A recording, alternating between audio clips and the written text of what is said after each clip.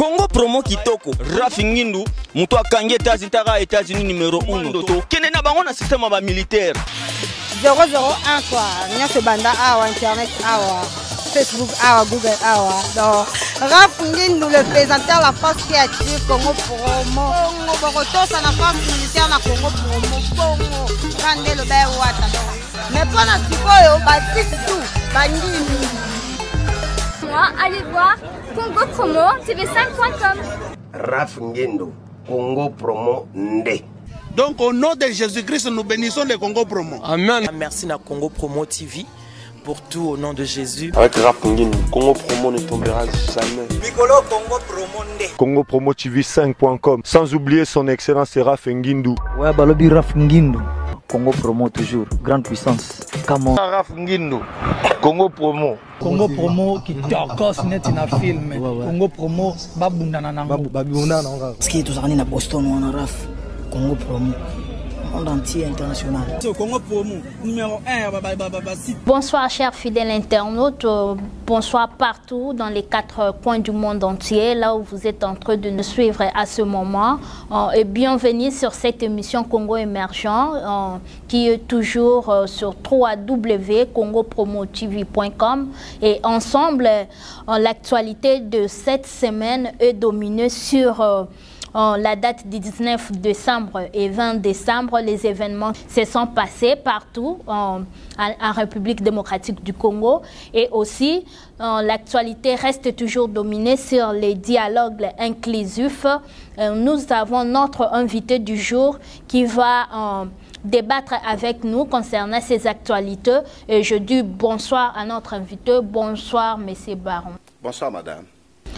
Pour ceux qui ne connaissent pas M. Baron, je vais demander à M. Baron de se présenter, mais néanmoins, il fait parmi nos invités qui passent chaque fois ici sur le plateau. Veuillez vous présenter pour ceux qui ne vous connaissent pas, M. Baron. Merci, madame. Je ne suis pas vraiment un nouveau sur ces plateaux. Je m'appelle M. Baron Mwani, originaire du Congo, congolais, de père et de mère. Je vis ici à Dallas, ça fait pratiquement 9 ans présentement. Je suis marié et père de 3 enfants. Merci beaucoup, M. Baron. Sans beaucoup plus tarder, nous allons passer à notre première question. M. Baron, un mot sur les événements du 19 et 20 décembre 2016 pour les manifestants. Avez-vous quelque chose à commenter là-dessus? Merci beaucoup, madame. Il y a un commentaire à faire là-dessus parce que nous savons très bien que notre constitution prévoit la manifestation. La constitution congolaise prévoit bel et bien la manifestation. C'est un droit des citoyens congolais. Ils ont le droit de manifester. C'est-à-dire que quand ils voient qu'il y a un ça ne va pas qui se passe du côté du pouvoir, ils doivent nécessairement manifester pacifiquement. Ça, c'est un droit qui a été donné au peuple congolais. Je pense que c'est un peu ça. Ok, merci beaucoup.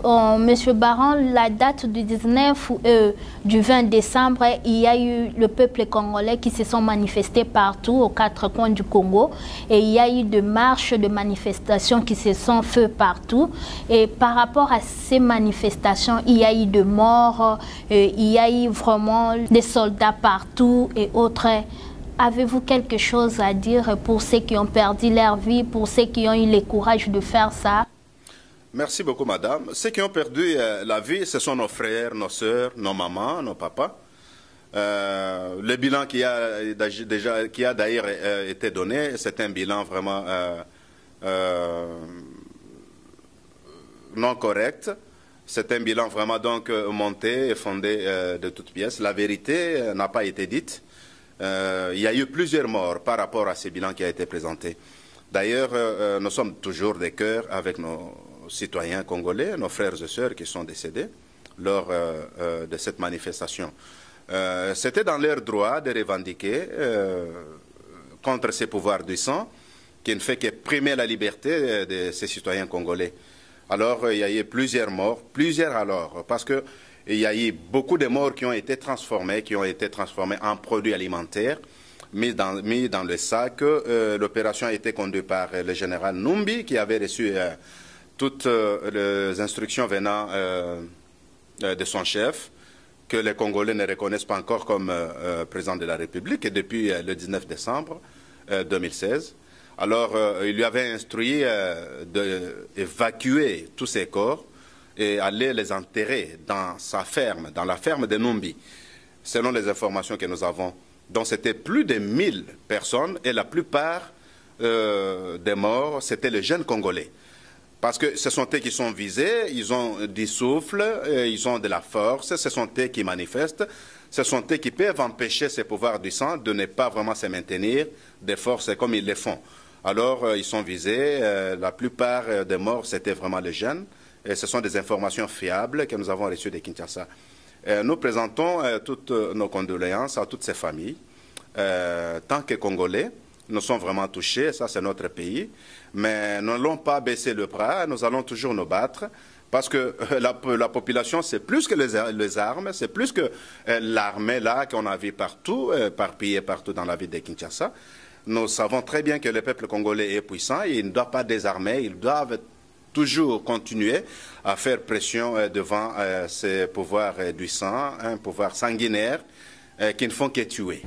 Merci beaucoup. Et nous profitons aussi, je profite aussi de cette occasion de présenter nos condoléances à toutes les familles qui ont eu des situations vraiment très difficiles. Nous passons ensemble avec vous dans ces moments difficiles. Vos fils, vos filles, nos mères et autres, ils ont perdu la vie, c'est pour notre pays. Nous sommes de cœur avec vous. Veuillez toujours nous contacter sur www.congopromotv.com pour les infos, ou bien vous pouvez nous écrire. En tout cas, nous profitons de cette occasion pour vous présenter nos condoléances partout pour nos frères et sœurs au Congo. Monsieur Baron, nous passons à une autre question. C'est la question qui concerne les dialogues inclusifs.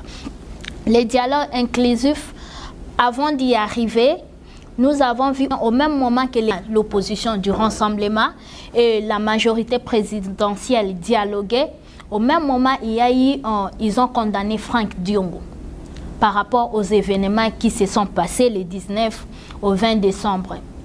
Et par rapport à la situation de M. Franck Diongo, député national, avez-vous quelque chose à parler? Oui, merci beaucoup, madame. Commençons d'abord par le dialogue le dialogue inclusif. Alors, qui devait normalement être dirigé par la SENCO. Je pense que ce dialogue n'a pas vraiment de l'impact sur la constitution de la République démocratique du Congo. Ce dialogue n'est prévu nulle part par la Constitution. La Constitution est claire, nous l'avons lu, nous l'avons. Il dit clairement que le chef de l'État doit être élu une fois, donc le mandat du chef de l'État doit être renouvelable une fois.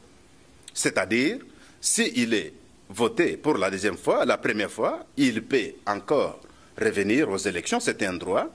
Et s'il est voté pour la deuxième fois, c'est fini. Il ne peut pas se représenter encore pour la troisième fois. Alors, ce que nous sommes en train de vivre au Congo, c'est pour toute la première fois au monde. Et nous n'avons jamais vu ça nulle part. Ça, c'est une nouveauté au Congo. Ça, il n'y a que le Congo. Mais M. Baron, quand vous dites que c'est quelque chose qui ne peut pas exister, dialogue inclusif, pourquoi les rassemblements dans lesquels la population, le peuple congolais sont derrière et ont accepté de dialoguer? En principe, ils avaient au moins le droit d'accepter. Je ne condamne pas le rassemblement. Je suis de cœur avec eux. Il n'y a que le rassemblement qui se bat pour les intérêts de la population congolaise. Nous soutenons toujours le rassemblement, nous sommes toujours avec eux. Ils avaient intérêt d'y aller suite aux demandes. On a vu presque les Occidentaux, tous les Occidentaux demandaient à ce qu'il puisse y avoir un accord. Que le rassemblement qui est l'opposition, qui représente la population congolaise, le peuple congolais, disons, ainsi que une minoritaire. Je n'aime pas cette appellation-là de la majorité. Moi, ça me fait mal. Je n'aime pas vraiment les appeler la majorité. Je ne vois pas cette majorité-là. Donc la majorité, c'est le peuple congolais. C'est le peuple congolais qui est majoritaire dans ces pays-là. Nous sommes un pays pratiquement de 75 millions d'habitants. Alors, s'il faut parler de la majorité, je ne vois pas vraiment un groupe d'individus qui a les armes, qui s'impose par les armes, qui se prétendent être la majorité. Cette appellation-là, vraiment, donc, ça ne me plaît pas. Je demande vraiment aux membres du rassemblement ainsi que tous les peuples congolais d'arrêter avec cette appellation-là. Ils ne sont pas majoritaires. La majorité, c'est le peuple congolais. Parce que nous sommes au moins 75 millions d'habitants. Alors, un groupe de gens qui se met, ils sont à compter, hein, je pense qu'ils sont à compter.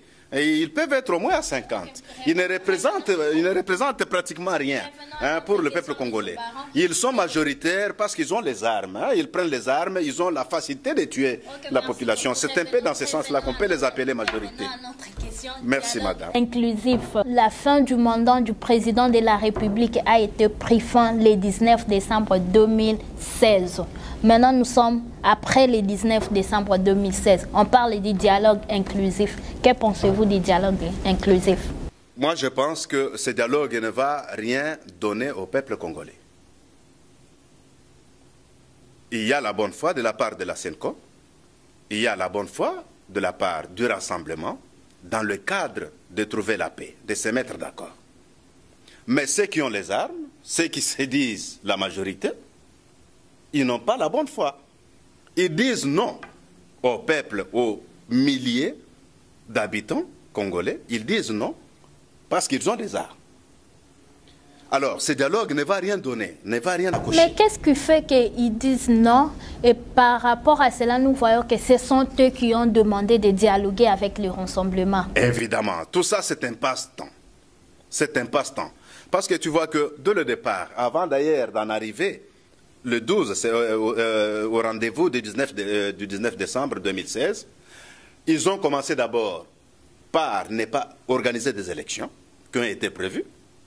Ils ont donné des raisons qu'ils n'avaient pas de l'argent. Ils n'avaient pas de moyens pour organiser des élections.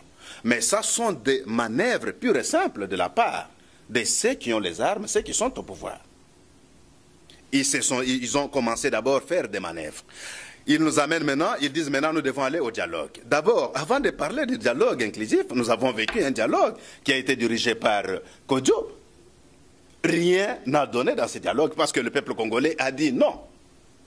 Eux-mêmes, ils ont compris l'échec. Ils se disent maintenant, voilà, trouvons une autre voie. Et la voie qu'ils ont trouvée maintenant, d'ailleurs, ça ne vient pas d'eux. Cette voie vient de l'Occident. Ce sont les Occidents, les États-Unis d'Amérique, et il y a aussi la Belgique, la France, qui se sont dit non, voilà, il faut trouver une autre voie. C'est-à-dire maintenant, pour passer au moins une très bonne transition, vous qui êtes au pouvoir, vous n'avez pas pu organiser des élections, il faut associer maintenant l'opposition. En associant l'opposition, vous pouvez trouver maintenant une voie qui peut maintenant atténuer, apaiser les tensions de tous les peuples congolais pour aller aux élections. Vous venez d'énumérer quelque chose de très important, c'est les Occidents qui se sont réunis pour trouver cette solution du dialogue inclusif aujourd'hui. Oui. Et si aujourd'hui ce sont les Occidents qui sont derrière cette histoire de dialogue, et qui est derrière le président de la République, qui soutient le président de la République qui puisse maintenir sa position jusqu'au jour d'aujourd'hui? Oui, vous savez, madame, il nous est difficile de dire ou de connaître qui est derrière ce président de la République. Parce que nous savons aujourd'hui, le Congo vit sans diplomatie. Ce monsieur qui est à la tête du pays n'est pas toléré ici, tout comme en Europe. Il n'est pas toléré. Mais il a au moins, le monsieur qui est l'imposteur qui est à la tête du pays, il a au moins ces deux parrains qui sont connus de tous, qui est Paul Kagame et Museveni. Donc, toute la nourriture qui doit être mangée par le monsieur qui est à la tête du pays doit venir toujours de ces deux messieurs, de ces deux présidents congolais et de ces deux présidents africains qui sont de pays voisins au Congo. C'est-à-dire, ce sont eux qui dirigent, qui donnent toutes les instructions à ces messieurs pour se maintenir au pouvoir. Donc, c'est Paul Kagame et Museveni, ça, personne ne peut les nier. Ce sont eux qui l'entêtent, qui disent non, voilà, tu ne peux pas faire ceci, cela, reste là. Comme ça, comme toi, tu es là, nous savons comment nous positionner. Monsieur Baron, pensez-vous que la force de Paul Kagame et Museveni peut avoir d'impact sur l'Occident? Cela ne peut pas avoir de l'impact sur l'Occident, comme vous le dites, tout à fait normal, je suis d'accord avec vous. Mais aussi, le problème du Congo, ce n'est pas un problème de l'Occident, madame. Le problème du Congo, c'est un problème du peuple congolais. J'ai suivi dernièrement Ban Ki-moon, qui est le chef de la mission onusienne actuellement. On lui a posé la question, il a dit tout simplement qu'il faut que les Congolais se mettent d'accord pour trouver une date des élections. Il n'y a que les élections qui peuvent apaiser la tension au Congo. Alors, les Occidentaux ne peuvent pas aller aujourd'hui jouer à la place des Congolais. De toutes les façons, le Congo, c'est un pays indépendant. Vous comprenez? Ils ont aussi des limites. Ils sont limités quelque part. Si les Congolais mettent dans leur tête aujourd'hui que les Occidentaux vont venir mettre ces pouvoirs du sang hors d'état de nuit, ils vont rester dans la souffrance pendant très longtemps. Les Congolais ne mettent pas à leur tête comme ça, mais les Congolais pensent que, parce que ce sont les Occidentaux qui passent derrière nos acteurs, nos chefs politiques, donc peut-être ce sont eux qui maintiennent encore Joseph Kabila au pouvoir. Non, madame, je ne pense pas qu'il y a aujourd'hui un Occident qui peut vraiment demander à Kabila de prendre les armes et tuer le peuple congolais. Je ne suis pas vraiment d'accord avec vous. C'est vraiment difficile de le dire et de croire aussi à cela. Je ne suis pas d'accord. Il ne faut pas vraiment chercher à salir l'Occident. D'ailleurs, l'Occident fait beaucoup de choses pour le Congo. Vous savez que ce pays est bourré de richesses. Mais c'est un pays qui s'endette toujours auprès des Occidentaux. Pour organiser les élections 2006-2011, ce sont les Occidentaux qui ont mis des moyens. Ce sont les Occidentaux qui ont débloqué de l'argent pour organiser cette élection.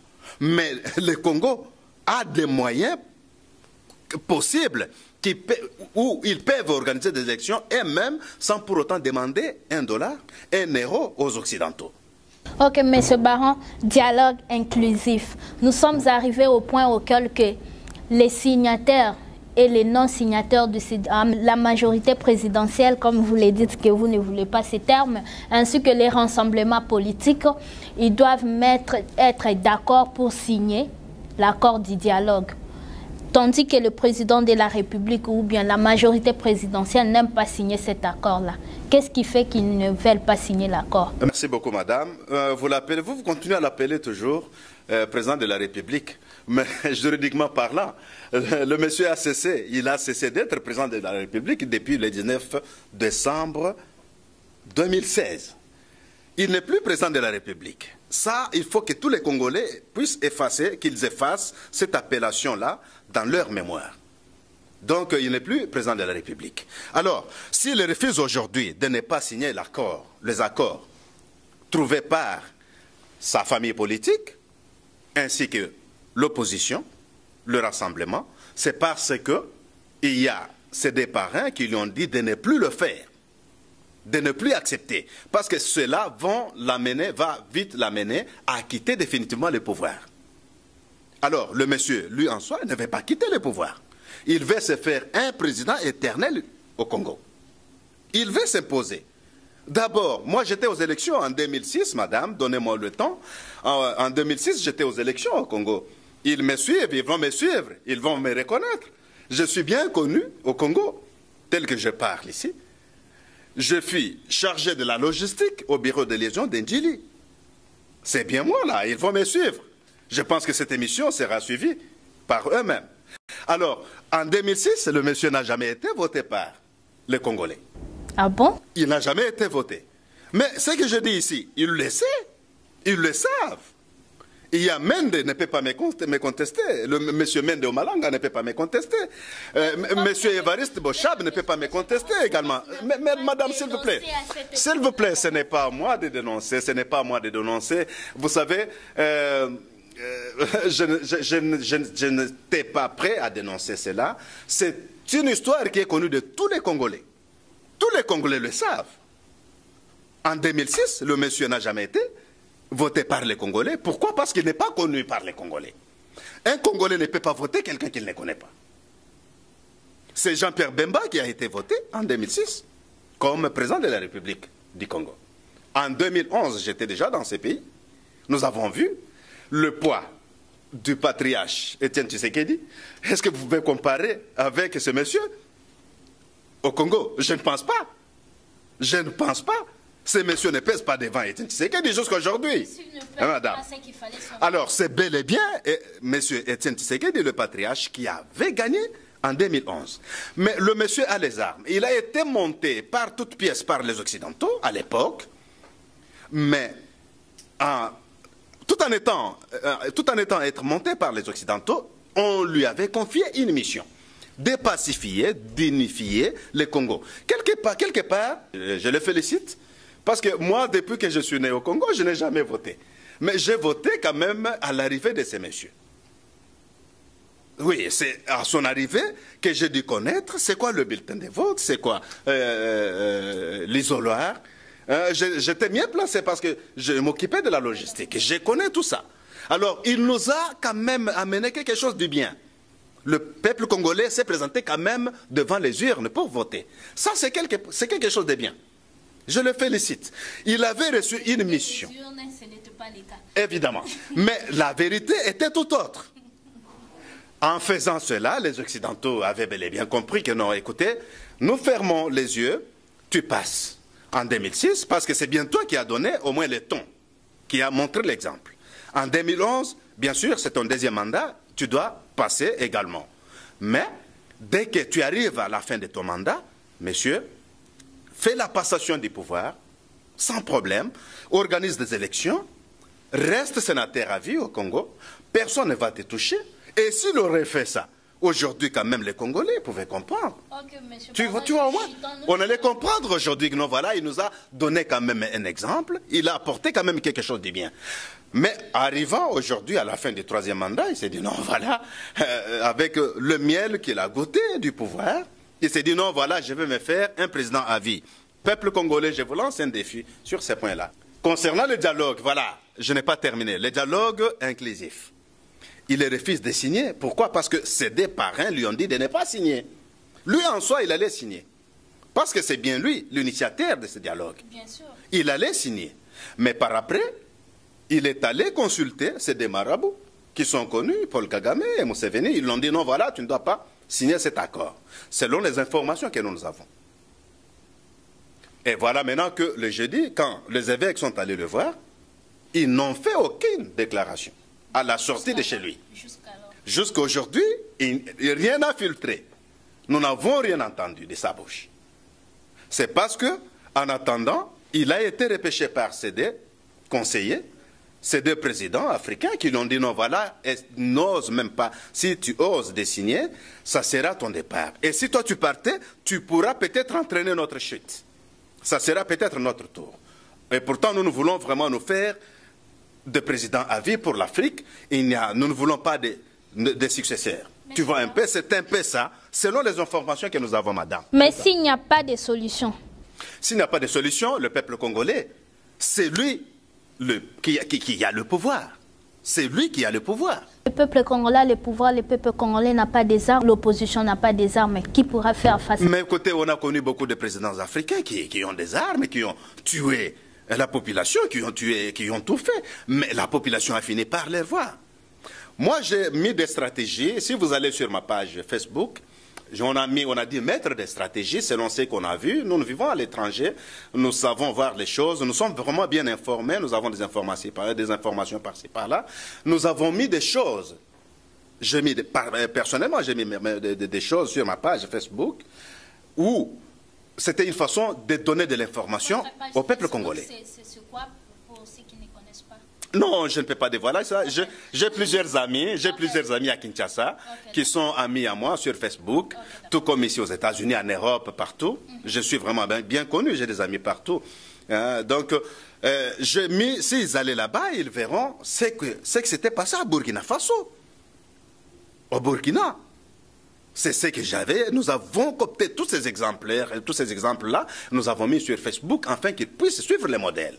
Imaginez-vous que si vous avez aujourd'hui une bouteille, que vous mettez de l'essence dedans avec une mèche, vous êtes à 10 personnes, 10 peuples congolais, 10 Congolais, disons 10 Congolais, vous avez 10 bouteilles comme ça, Quand une type de la police vient auprès de vous, même de la garde présidentielle, si vous jetez les 10 bouteilles sur eux, vous savez que vous avez déjà la victoire. C'est ça la stratégie que nous avons étudiée. C'est une façon de se défendre. Parce que quelqu'un qui a l'arme, toi aussi, peuple congolais, tu n'en as pas. Mais tu dois te défendre devant la personne qui a une arme devant toi. Mais la façon, le mieux à se défendre, ce sont des stratégies que nous avons montrées avec mon frère Jean Moubenga. Nous avons mis des stratégies avec plusieurs personnes, mais les Congolais n'ont pas pu suivre cela. S'ils pouvaient vraiment se référer, s'ils me suivent en ce moment, et s'ils peuvent vraiment mettre ça en pratique, ils verront que cette armée-là sera anéantie et sera plus faible par rapport à eux. Oh, merci beaucoup. Nous voici arrivés à la fin de notre mission. Nous ne pouvons pas clôturer notre mission sans avoir demandé à M. Baron ses mots de la fin. M. Baron, vous veuillez clôturer notre mission avec vos mots de la fin. Madame, c'est implorable la situation que nous sommes en train de travailler et de traverser au Congo. Le Congo, c'est un pays vraiment immensément riche qui regorge pratiquement toutes les richesses. Vous savez, dans le milieu même de travail ici aux États-Unis, quand un blanc te voit, quand tu essaies de l'approcher, il te demande, tu viens d'où? Je sens que ton accent là d'anglais n'est pas d'ici, tu viens de quelque part. Et quand tu lui dis que je viens de la République démocratique du Congo, il te dit, mais qu'est-ce que tu viens faire ici? Mais ton pays est plus riche. Tu as tout dans ces pays-là. Mais pourquoi ces pays-là n'avancent pas aujourd'hui? Pourquoi ces pays-là n'évoluent pas aujourd'hui? Parce qu'aujourd'hui, l'armée est infiltrée, l'armée congolaise est infiltrée par les non-originaires du Congo. La tête du pays, il est infiltré. La personne qui dirige ces pays, il n'est pas connu par les Congolais. Ça, c'est une évidence, il faut qu'on se dise la vérité. Dans l'armée, il y a toujours de gens qui ne sont pas congolais. Dans le gouvernement, par exemple, le gouvernement bidon de Badi Banga qu'il venait de mettre en place, il y a au moins, nous avons pu identifier 10 ministres qui ne sont pas congolais, ils sont là. Mais imaginez-vous, quand vous prenez par exemple l'entrée et la sortie d'un pays comme le Congo, vous les confiez à un monsieur Azarias Ruberoa. Qu'est-ce que le Congo va faire? Qu'est-ce que le Congolais va devenir? Madame, ce monsieur a fait l'UNIKIN. Il a étudié à l'UNIKIN avec une bourse burundaise. Rwandaise, vous imaginez? Il a fait l'UNIKIN avec une bourse burundaise. Moi, j'ai un frère qui a fini à l'INILU, qui peut témoigner. Les archives sont là. Mais aujourd'hui, il est congolais. Et vous prenez le ministère, l'entrée et la sortie. Non, s'il vous plaît, madame, je suis en train de clôturer. S'il vous plaît, l'entrée et la sortie du pays, vous confiez à un tel monsieur. Qu'est-ce que le Congo va devenir? Mais c'est tout le monde qui vont entrer.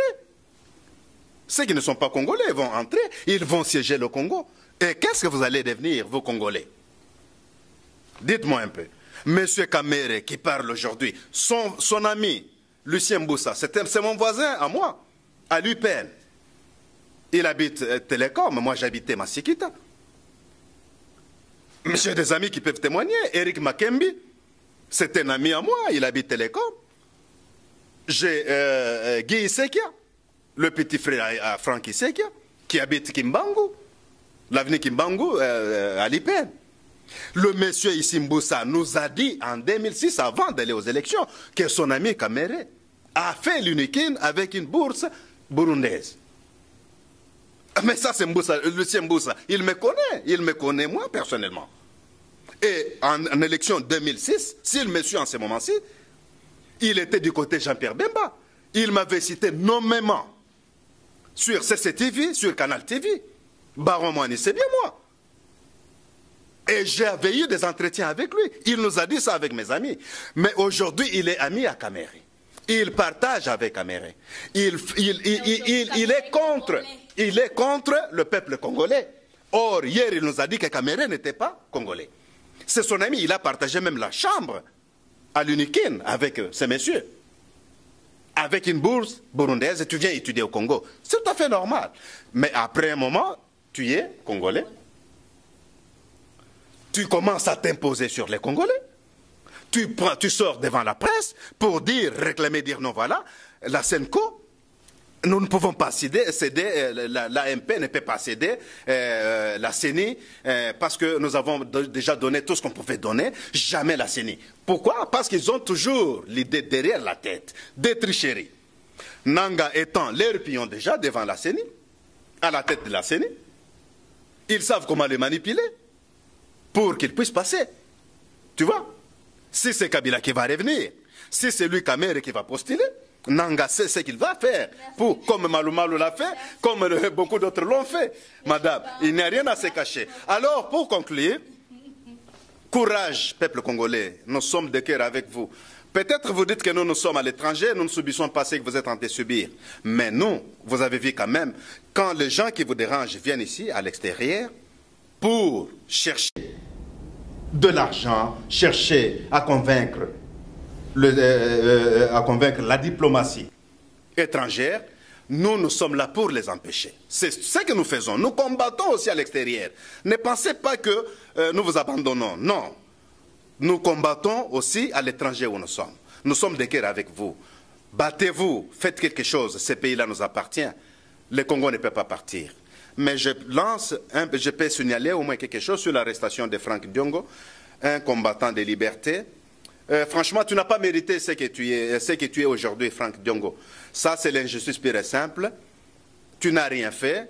Tout ce qu'on a vu des machettes, ce sont des montages. C'est la capacité de nuisance de ces pouvoirs. Tu n'as rien à voir avec. Nous savons très bien que tu as toujours été un combattant de la liberté. Nous prions pour toi. Dieu va faire quelque chose. Tu seras toujours en vie. Rien ne va t'arriver de mal. Et sache très bien que tu seras libéré.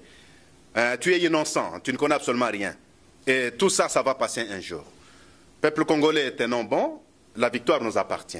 Merci. Merci beaucoup, Monsieur Baron Mounier, d'avoir accepté notre invitation. Merci beaucoup. Restez toujours branchés sur www.congopromotv.com bien avec moi, Dorcas Okitombahe, et restez branchés pour suivre nos émissions Congo émergent, l'actualité de la République démocratique du Congo.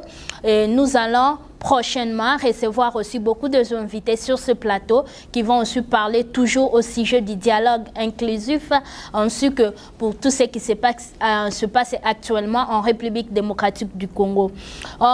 Soyez toujours branchés sur ce site Congo Promo TV, et bien sûr derrière moi il y a Pedro Palana, Check Pro, qui prend les images. Si vous avez besoin de lui pour vos fêtes, vos animations et toute autre chose, il est là. Vous pouvez nous contacter toujours sur Congo Promo TV. Et je salue de passage Madame Annette aussi pour son soutien, ainsi que Grégo Palana. Je salue aussi la famille Mbumba partout là où vous êtes. Tontine Joëla Bakuna, merci à toi. Jessie, ma fille, et merci à vous, Amina Tangolo, ainsi que couple Mukendi. Félicitations à vous, Joël Mukendi, ainsi que sa femme Sylvia. Et merci à vous, à la famille Kisasu, Véronique Kisasu, Eugenia Kisasu, ainsi que Toussaint Kisasu, et notre frère Jean-Claude Moubenga de cœur. Nous sommes avec vous de l'hôpital. Nous savons très bien que d'ici peu de temps, vous serez rétablis et vous serez avec nous sur ce plateau. Merci. Quant à moi, je vous aime bien. Merci à vous, à l'équipe du Congo Promo TV. Nous sommes toujours tous les jours ensemble avec vous sur WhatsApp. Je vous aime bien, vous tous. Quant à moi, à bientôt. Bye bye. Maman Nangaye, promotion, bonne année et Cannes 2017. Ayuna. Box Orao Télécom avec Wi-Fi. Beaucoup recevoir plus de 200 chaînes dans la télévision à Bino.